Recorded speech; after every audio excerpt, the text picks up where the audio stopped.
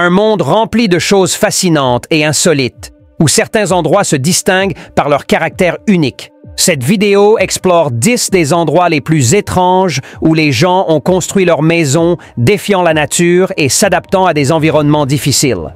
Numéro 1. Coober Pedy, Australie. Située dans la région reculée de l'Australie du Sud, Coober Pedy est une petite ville minière d'environ 1700 habitants, célèbre pour sa production d'opale et ses habitations souterraines appelées Dugu. En raison de la chaleur extrême qui peut atteindre jusqu'à 113 degrés Fahrenheit, 45 degrés Celsius en été, les résidents ont jugé nécessaire de construire leur maison en sous-sol pour rester au frais. Les réservoirs d'eau sont creusés directement dans les collines de grès et peuvent être assez élaborés avec plusieurs pièces, des commodités modernes et même des hôtels, des églises et des magasins souterrains. Cet arrangement de vie unique permet aux résidents de maintenir une température confortable dans leur maison, généralement autour de 75 degrés Fahrenheit, 24 degrés Celsius, toute l'année sans avoir besoin de climatisation. Bien que Coober Pedy ne soit peut-être pas l'endroit le plus conventionnel où vivre, ses résidents ont adopté les conditions de vie inhabituelles et les ont transformées en une opportunité de prospérer dans les conditions difficiles de l'outback australien et de son sous-sol. Maison, riche histoire et industrie minière d'opale florissante, Coober Pedy est vraiment l'un des endroits les plus étranges du monde où vivent les gens. Numéro 2.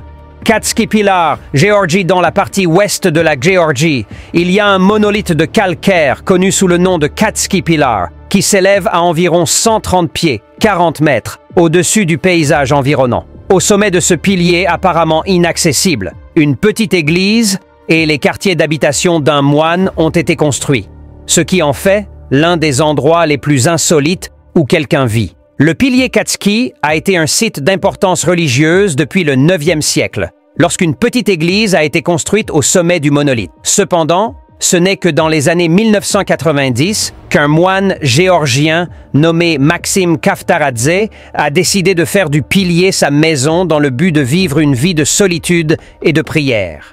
Pour atteindre le sommet du pilier, Maxime et les visiteurs doivent escalader une échelle métallique précaire qui a remplacé une échelle de corde encore plus dangereuse qui était utilisée à l'origine. Une fois en haut, les quartiers d'habitation se composent d'une petite cellule pour le moine, une chapelle, une crypte et une cave à vin. L'espace est si limité qu'il n'y a pas de place pour une salle de bain ou de l'eau courante, obligeant le moine à descendre l'échelle périlleuse pour accéder aux commodités de base. Le dévouement de Maxime à sa vie solitaire et spirituelle sur le pilier Catski a attiré l'attention à la fois de la communauté locale et des visiteurs internationaux. Malgré les défis, il a réussi à créer un petit jardin à la base du pilier et a joué un rôle déterminant dans la restauration de l'église et d'autres structures sur le pilier. Numéro 3. Setenil de Las Bodegas, Espagne. Nichée dans la région andalouse du sud de l'Espagne, Setenil de Las Bodegas est une ville unique connue pour son architecture singulière. La ville présente des maisons qui ont été intégrées directement dans les falaises rocheuses, avec certaines d'entre elles utilisant la roche naturelle comme plafond et mur. L'histoire de la ville remonte à l'époque préhistorique, avec des preuves d'habitation humaine dans les grottes datant de l'âge de pierre. Cependant, ce n'est qu'au XIIe siècle que le lieu des caves à vin a véritablement commencé à prendre forme en tant que ville.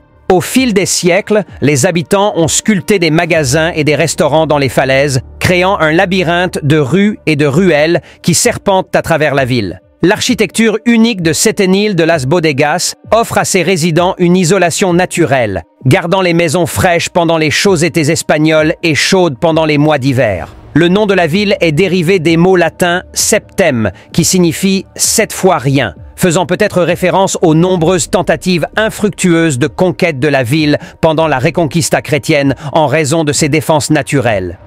Aujourd'hui, Setenil de Las Bodegas est une destination touristique populaire, avec des visiteurs affluents pour admirer l'architecture unique de la ville et goûter à sa renommée. Cuisine locale. Vivre à Setenil de Las Bodegas signifie adopter un mode de vie unique qui est à la fois ancré dans l'histoire et adapté à l'environnement. Numéro 4. The Walled City of Shibam, Yémen. Niché au cœur du Yémen, dans le Wadi Hadramaout, La ville fortifiée de Shibam est un exemple frappant d'urbanisme et d'architecture ancien. Surnommé le Manhattan du désert, Shibam est réputé pour son horizon distinctif de hautes tours en briques crues, certaines s'élevant à une hauteur de 100 pieds et datant du XVIe siècle. Entourée d'un mur fortifié, la ville a été stratégiquement conçue pour protéger ses habitants contre d'éventuelles invasions et inondations. Les rues étroites et sinueuses et la disposition dense des maisons-tours ont été construites avec les conditions climatiques difficiles de la région à l'esprit, fournissant de l'ombre et une circulation d'air efficace pour aider à réguler la température dans la ville. Les maisons-tours de Shibam, qui peuvent atteindre 11 étages, sont fabriquées à partir de briques de terre crues séchées au soleil, un matériau de construction durable et local. Les murs extérieurs sont recouverts d'une couche de boue et de paille qui sert de barrière de protection contre le vent et la pluie et doit être entretenue régulièrement pour éviter les dommages. La ville fortifiée de Shibam n'est pas seulement une merveille architecturale, mais aussi un témoignage de la résilience et de la créativité de ses habitants qui ont adapté leur mode de vie à l'environnement difficile de la région. En 1982, l'UNESCO a désigné Shibam comme site du patrimoine mondial en reconnaissance de sa valeur universelle exceptionnelle et de la nécessité de préserver son architecture unique. Patrimoine pour les générations futures. Aujourd'hui, Shibam reste une ville vivante, mettant en valeur l'héritage durable de ses anciens bâtisseurs et l'attrait intemporel de ses gratte-ciels distinctifs en briques crues. Numéro 5. Hanging Temple of Hengshan, shrine perché, de manière précaire sur le côté d'une falaise dans les montagnes. Hengshan de la province chinoise du Shaanxi, le temple suspendu, également connu sous le nom de temple Xuankong, est un exemple extraordinaire de l'ingéniosité et de la persévérance humaine. Le temple suspendu est un complexe de 40 pièces reliées par une série de passages étroits, de passerelles et de poutres en bois qui ont été insérées directement dans la falaise. Le temple est soutenu par une combinaison de ces poutres et de formations rocheuses naturelles, créant une structure architecturale unique qui semble défier la gravité. L'incroyable construction du temple suspendu et son emplacement précaire en ont fait une attraction touristique populaire et un site du patrimoine mondial de l'UNESCO. Les visiteurs peuvent accéder au temple via un escalier raide et étroit creusé dans la falaise, qui offre une expérience passionnante pour ceux qui sont assez courageux pour faire l'ascension. Le temple suspendu de Hengshan se dresse comme un témoignage de la puissance de la foi humaine et d'une détermination défiant toute attente, faisant de cet endroit l'un des endroits les plus insolites choisis pour vivre. Numéro 6. The Rock Houses of Guadix, Espagne. Dans la province de Grenade, dans le sud de l'Espagne, se trouve la ville de Guadix, qui abrite une communauté extraordinaire d'habitations troglodytes. Ces maisons, connues sous le nom de cuevas, sont creusées directement dans la roche molle de tuf qui est abondante dans la région.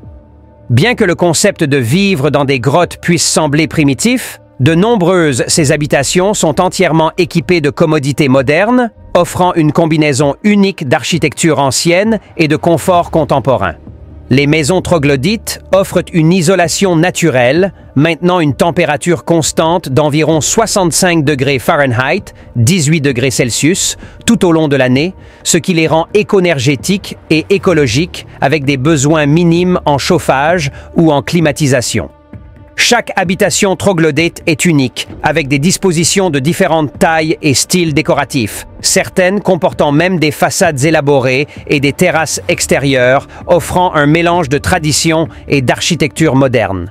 Le quartier des grottes de Guadix, connu sous le nom de Barrio Santiago, est devenu une attraction touristique populaire, avec des visiteurs désireux de découvrir la vie dans ces demeures insolites. Numéro 7. Meteora Monasteries. Grèce, les Météores, situés en Grèce centrale, abritent une collection de 6 monastères magnifiques construits au sommet d'imposantes formations rocheuses de grès. Les monastères ont été construits à l'aide d'une combinaison de systèmes de poulies et de forces humaines, avec des matériaux soigneusement hissés le long des falaises abruptes. Des escaliers et des sentiers modernes ont été creusés dans la roche, offrant un accès un peu plus facile pour les visiteurs et les moines restants. Leurs quartiers sont modestes, avec des commodités de base et de petits jardins pour cultiver des légumes et des herbes. Aujourd'hui, il reste une destination touristique populaire, avec des visiteurs du monde entier venant admirer l'architecture remarquable des monastères et la vue imprenable sur les météores. Les monastères servent de puissants rappels des longueurs auxquelles les humains iront à la recherche du réconfort spirituel et des incroyables prouesses d'ingénierie et de détermination qui sont possibles lorsque la foi et la dévotion sont les moteurs. Numéro 8. The Cliff Village of Bandiagara, Mali. L'escarpement de Bandiagara est un vaste mur de grès au Mali, en Afrique de l'Ouest, qui est la maison du peuple Dogon, qui a habité cette région depuis des siècles. Les villages sont construits directement dans la paroi rocheuse, se fondant parfaitement avec l'environnement naturel et offrant une protection contre les éléments et les envahisseurs potentiels. Le peuple Dogon a développé une culture et une société complexe centrée sur leur mode de vie unique. Les greniers de leurs maisons et les bâtiments communaux sont construits en utilisant de la boue et du bois, avec des toits de chaume et des portes sculptées complexes. Les villages disposent également d'espaces sacrés connus sous le nom de togunas, où les aînés se rassemblent pour discuter de questions importantes et résoudre les conflits. L'accès au village de la falaise est limité par des sentiers escarpés et des échelles creusées dans la roche, qui sont le principal moyen d'atteindre les colonies. Numéro 9. Aogashima Island, Japon. Aogashima est une île volcanique isolée située dans la mer des Philippines, à environ 220 milles, 354 km, au sud de Tokyo. L'île, avec son paysage accidenté et sa structure volcanique unique, est l'un des endroits habités les plus isolés du Japon. Un petit village sur Aogashima abrite environ 160 personnes, témoignant de la résilience et de l'adaptabilité humaine face à un environnement difficile. Les habitants de l'île vivent dans le cratère du plus grand volcan, entourés de pentes raides, falaises et végétation dense. Il y a une petite école, un bureau de poste et quelques magasins, mais le village reste largement déconnecté du monde extérieur. L'accès à Aogashima est limité à un seul vol en hélicoptère et un cargo reliant l'île au continent chaque semaine, si le temps le permet. L'isolement de l'île a contribué à préserver sa beauté naturelle et son écosystème unique, qui comprend plusieurs espèces endémiques de plantes et d'insectes. Numéro 10. Palafitos de Castro, Chili. Dans l'archipel chilien, au large des côtes du sud du Chili, se trouve la ville de Castro, connue pour ses maisons en bois coloré construites sur pilotis, appelées palafitos. Ces habitations uniques sont situées le long des rives du fleuve Gamboa et de la côte de Chiloé et ont été initialement conçues pour accueillir les fluctuations dramatiques des marées dans la région, permettant aux résidents d'accéder à leur domicile en bateau à marée haute. Les palafitos sont généralement construits à partir de bois locaux et sont élevés sur des pilotis en bois ou des pilotis, avec chaque maison reliée à ses voisins via des passerelles ou des ponts. Les maisons sont souvent peintes de couleurs vives, créant un paysage éclatant et pittoresque le long de la côte. Les intérieurs des palafitos sont confortables et pratiques, avec des poêles à bois qui apportent de la chaleur pendant les hivers frais et humides de la région. De nombreux palafitos ont été transformés en hôtels de charme, maisons d'hôtes et restaurants, offrant aux visiteurs une occasion unique de découvrir la vie dans ces maisons emblématiques sur pilotis. N'oubliez pas de vous abonner à la chaîne pour ne rien manquer des prochaines vidéos passionnantes à venir. Et laissez-nous un commentaire pour nous faire part de vos idées et suggestions. Merci de nous avoir rejoints aujourd'hui et à très bientôt pour de nouvelles aventures. Prenez soin de vous et à la prochaine.